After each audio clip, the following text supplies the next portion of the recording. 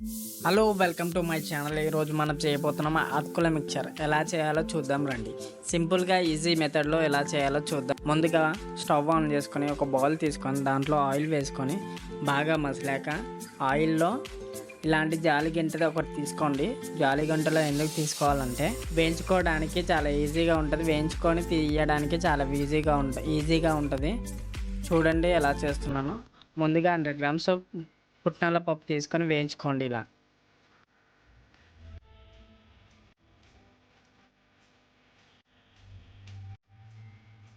వేయించుకున్న తర్వాత 100 గ్రామ్స్ పల్లీలు వేయించుకోండి.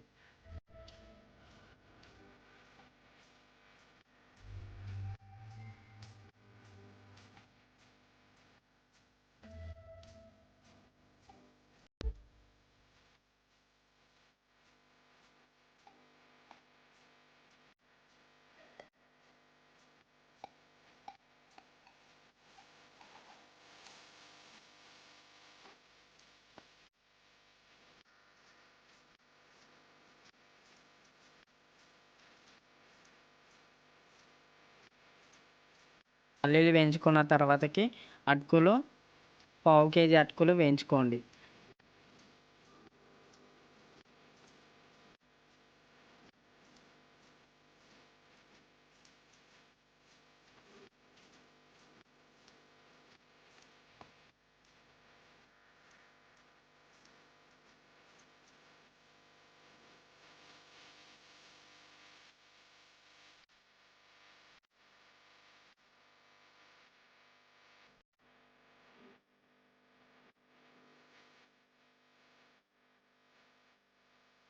వేయించుకున్న తర్వాతకి 2 రెమ్మలు కరివేపాకులు వేయించుకోండి.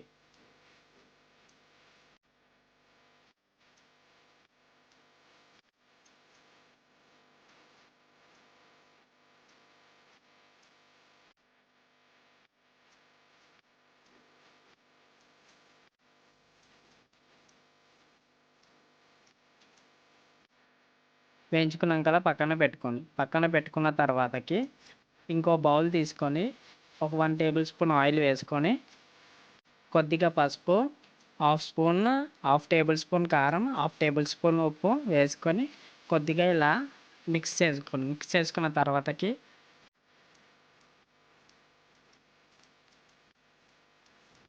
అదంతా తీసుకొని పక్కన పెట్టుకున్న మిక్చర్లో బాగా కలుపుకోండి.